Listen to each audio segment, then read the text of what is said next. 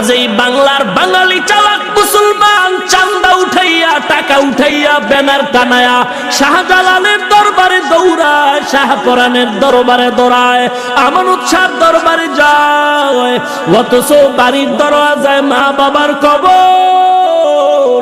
একবারও মা বাবার কবরের জিয়ারতে গেলা না রে বাবা। শাহজালালের দরবারে গেলা, কি করলা?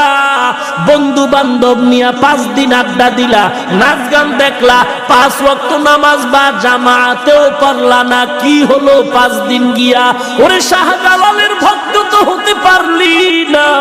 কে সে শাহজালাল? আল্লাহর মহব্বতে জীবনে বিবাহ করে নাই, অথচ তুমি ম্যাডামের তালে পড়ে রসুলের সুন্নতের জবাই দিলা। শাহজালালের জীবনে পাগড়ি খুলে নাই, মাথায় পাগড়ি, হাতে লাঠি আর তসবিহ। ও শাহজালাল রহমাতুল্লাহ আলাইহির ভক্ত, বলো তোমার মাথায় টুপি কই, দাড়ি কই, পাগড়ি কই? আসলে তুমি শাহজালালের ভক্ত না। শাহজালালের ভক্ত যদি দাবি করে, আমরা দাড়িওয়ালা টুপিওয়ালারাই করতে পারি। তুমি টাকা উঠাইয়া ওখানে যাও, মা বাবার কবর জিয়ারত করলে যে তোমার গুনাহ মাফ হবে, রসুলের হাদিস ভালো লাগে না? তুমি সেখানে যাও। মা বাবা তোমার কত আপন, অথচ সন্তান মা বাবারে কবরে রাইখা কত গুনার কাজ করে, বলে আরামে আছে। না রে বাবা না, বরং মা বাবার কবরে আযাব চলে যায়। ও সন্তান, ওই মা বাবার কবরে কষ্ট দিও না রে সন্তান। অনুরোধ করে বলছি, ওই মা বাবার থেকে দোয়া নাও। মা বাবার দোয়া বড় কঠিন। মা বাবার কবরের কিনারায় গিয়া দোয়া নাও। ওই দোয়াটা তোমারও নিজের জীবনের জন্য ফসল বয়া দিবে রে বাবা। দুনিয়া চিরদিন থাকার জায়গা না রে ভাই। অনুরোধ করে বলছি, যুবক, এ দুনিয়া কিছুই না, আজ আছে কাল নাই। এ জীবনে কত যুবকের জানাজা পড়াইলাম, কত যুবকের লাশ কবরের ভেতরে রাখলাম। ও নবীর উম্মতের দল, রসুলের সাহাবী আলকামা রাদিয়াল্লাহু তাআলা আনহু ইন্তেকালের সময় সাহাবায়ে কেরাম কালেমা পড়াচ্ছে, কিন্তু আলকামা নবীর সাহাবী, জিহ্বায় কালেমা আসে না। নবীজির কাছে খবর দেওয়ার পরে বলে তার মা আছে কিনা, বলে আছে। বলে তার মাকে ডেকে দাঁড় করায়, বলো আলকামারে ক্ষমা কর। মা রাজি না। নবী এসে আলকামার মাকে বললেন, ও আলকামার মা, আলকামারে মাফ করে দেন, জিহ্বায় কালেমা আসে না ইন্তেকালের সময়। মা বলে, না না, আমি আমার সন্তানের ক্ষমা করব না। আল্লাহর নবী বলেন, আগুন জ্বালাও। ও সাহাবায়ে কেরাম আলকামারে আগুনের মধ্যে জ্বালায় দেই। আল্লাহর নবীর কথার পর আলকামার মা চোখের পানি ছেড়ে বলেন, পয়গম্বর, আমি ক্ষমা করে দিলাম, কারণ সন্তানের কষ্ট সহ্য করতে পারি না, আমি মাফ করে দিলাম। মা যখন কথাটা বলল, আলকামার জবানে কালেমা জারি হয়ে গেল। ও সন্তানের মা বাবা, ও সন্তানের মা বাবা, সন্তান আপনার সাথে ভালো ব্যবহার করবে যদি আশা করেন, তাহলে আপনাকেই ভালো ব্যবহারটা শিখাইতে হবে।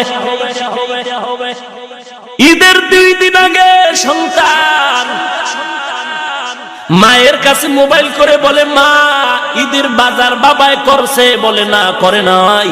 বলে, মা বাবারে নিষেধ করো, আমি ঢাকা থেকে ঈদের বাজার নিয়ে আসতেছি। আমি ঈদের রাত আমি বাজার নিয়ে আসবো, ঈদের বাজার আমি নিয়ে আসবো, মা বাবাকে নিষেধ করে দাও। মা বড় খুশি, আমার সন্তান ঢাকা থেকে ঈদের বাজার নিয়ে আসবে। আজ কালকে ঈদ, আজকে সন্তান ঢাকার বাজারে ছুটি নিয়ে সন্ধ্যাবেলায় বাসের টিকিট করলো। মার্কেটে ঢুইকা সন্ধ্যা দুপুর বেলা কয়, মা আমি মার্কেটে, বলো তোমার জন্য কি কিনবো। মা মোবাইলে কান্না করে বলে, ও সন্তান, আমার কিছু লাগবে না, তুই আয়, তোর বাবার জন্য যদি পারো কিছু কিনে নে, আমার লাগবে না, কারণ আমারে যা দেও সবার থেকে তোর জিহ্বার মা ডাকটা বড় মজা। সন্তান সন্ধ্যাবেলা বাসে উঠা বলে, মা রাত্র 1টার সময় আমি বাসায় চলে আসবো, আমি ঈদের বাজার নিয়ে আসতেছি। সন্তান এবার বাসে উঠে মাকে মোবাইল করে, মোবাইল বন্ধ করে পকেটে। এবার মা আজকে রাতে ঘুমায় না, বাবায় খানা খেয়ে ঘুমায় গেল। মা বারবার ঘড়ির দিকে তাকায়। এ যুবক, মা বাবার চিনো না রে সন্তান। সন্তান মার কাছে বলল, মা আমি 1টার সময় বাড়ি আসবো। মা দেখে ঘড়ির কাঁটা ঘুরে 12টায় চলে গেল। সন্তান 1 ঘন্টা পরে আসবে। মায়ের কানটা সজাগ, আমার সন্তান এসে মা বলে ডাকবে, কলিজা ঠান্ডা। বাবায় ঘুমায় গেল, মা ঘুমায় না। ঘড়ির কাঁটা 1টা বেজে গেল, সন্তান আসবে, মা বড় খুশি। কিন্তু না, ঘড়ির কাঁটা ঘুরে ঘুরে 2টা বেজেছে। মা ভাবলেন হয়তো যানজটে পড়েছে, 2টা বাজলো, অসুবিধা নাই। কিন্তু না না, ঘড়ির কাঁটা যখন 3টা পেরিয়ে যায়, মায়ের দিলে কেমন যেন একটা আঘাত লাগলো। এত লেট হতে তো পারে না। এবার মা তার স্বামীকে ধাক্কা দিয়ে বলে, ও স্বামী, সন্তানের একটু মোবাইল করে দেখো কোথায়। বাবায় ঘুম থেকে উঠে, বাবা সন্তানের মোবাইলে রিং করে, রিসিভ হয় না, কেটে যায়, আবার কল দেয়, আবার কেটে যায়, আবার কল করে, রিং হয়, রিসিভ হয় না, আবার কেটে যায়। কয়েকবার দেওয়ার পর বাবার দিলেও কেন জানো চিন্তা শুরু হয়ে গেল। কিছুক্ষণ পর মার চোখের পানিগুলো পড়া শুরু হয়ে গেল, কারণ মায়ের অন্তরে খবর, না জানি সন্তান কোনো বিপদে পড়েছে। এরে সন্তান, রাতের 3টা বাজে তুই মায়ের কাছে মোবাইল করে দেখবি। মা তোরে রাতের বেলা কল দেয়, তুই ধরো না। সকালে বলো ঘুমাইছি, টের পাই নাই। আজকে গিয়া মায়ের মোবাইলে একটা কল দিয়া রাতের 3টা 4টায় পরীক্ষা করে দেখবি। মাকে মোবাইল করা মাত্র দেখবি মা কানে রিসিভ করে বলে, বাবা কোথায়? ও মা, তুমি কি ঘুমাও না? বলে, হ্যাঁ ঘুমাইছি, তবে আমার কান সজাগ। মোবাইলের আওয়াজটা আমার ঘুমটাকে ভেঙে দিছে বাবা, কারণ যদিও ঘুমাই, তবে তোর মায়া, তোর মহব্বতে আমি সব সময় সজাগ। বাবায় মোবাইল করে পেল না। কিছুক্ষণ বাবা চিন্তায় চুপচাপ। হঠাৎ করে বাবা আবার যখন কল করেছে, ধরে না, আবার কেটে গেল। কয়েকবার দেওয়ার পরে হঠাৎ করে মোবাইল রিসিভ হয়ে গেল। বাবা ডাক দিয়ে কয়, বাবা ও সন্তান কই?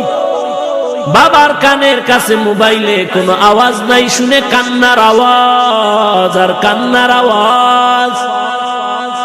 বাবা ডাক দিয়ে কয়, কে তুমি মোবাইলটা ধরেছো?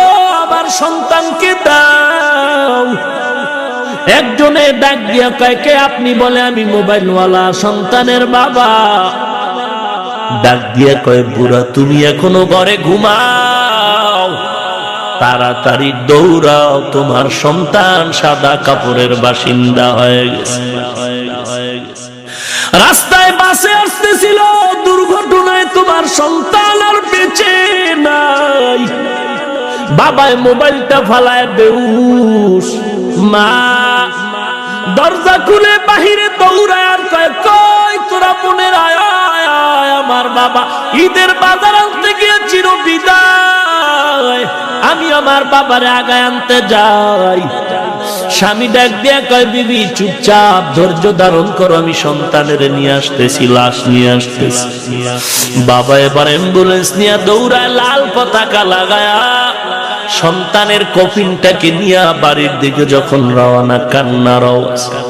মা দরওয়াজায় অপেক্ষা, যখন লাল নিশানের গাড়িটার দরজা দিয়ে ঢুকে, মা চিল্লায় একটা দৌড় দিয়া ড্রাইভারের বলে, গাড়ি ব্রেক কর, আমার বাবার ডালা খুলে দে, আমার বাবার একটু দেখানি কেমন ঈদের বাজার নিয়ে আসে। মা দৌড়ায় গিয়া কফিনটা খুইলা বাবারে চুমা খায়ার বলে, বাবা তুই কি আমাকে ঈদের বাজারের সংবাদ শুনাইছো? মা আজও পর্যন্ত পাগলনির মতো ঘুরে আজ পর্যন্ত ওই মাকে কোনো ডাক্তার ভালো করতে পারে নাই। ওরে সন্তান, ওই মা বাবাকে কেমন করে ভুলে যাও? ও এলাকার মা বোনেরা, ও বৃদ্ধ বাবাজিরা, অনুরোধ করে বলি, সন্তানটারে আলেম বানাও, হাফেজ কোরআন বানাও। মাদ্রাসায় পড়ে ঠকি নাই রে যুবক, ও বাবাজি। ওই মা বাবার থেকে তো ভালো মা বাবা কেউ নাই, যেই মা বাবার সন্তানের পেছনে মানুষ নামাজ আদায় করে। ওই মা বাবার কপাল ভালো, যেই মা বাবার সন্তানের কাছে মানুষ দোয়ার জন্য দৌড়ায়। ওই মা বাবার কপাল কত ভালো, যেই মা বাবার সন্তান জমানার বড় আলেম হাফেজ। এর যুবক, অনুরোধ করে বলছি, যদি আমগো চাকরি নাই, আমরা সার্টিফিকেট পাই নাই, আমরা কওমি মাদ্রাসায় পড়েছি। অনেকেই তো বলে কওমি মাদ্রাসায় পড়ে কি লাভ, চাকরি পাওয়া যায় না, চাকরি নাই। আল্লাহর কসম, কোন বাঘের বাচ্চা থাকলে দাঁড়ায়া বল, আমরা কওমিতে পড়ার কারণে চাকরির অভাবে, সার্টিফিকেটের অভাবে কোনদিন কোন হাফেজ সাহেব, কারি সাহেব, মাওলানা বিবির জন্য, ছেলে মেয়ের জন্য কোথাও ভিক্ষা করেছি নাকি? না না, বরং যদিও ইমামতি করি ৬,০০০ বেতন ৬ মাস বাকি, যদি আমরা মুয়াজ্জিনি করি ৩,০০০ বেতন ৯ মাস বাকি, তারপরও আমাদের কোনো টেনশন নাই। কারণ ৫,০০০ টাকাও যদি পাই, হালাল পাই ৫০,০০০ টাকার থেকেও বেশি বরকত।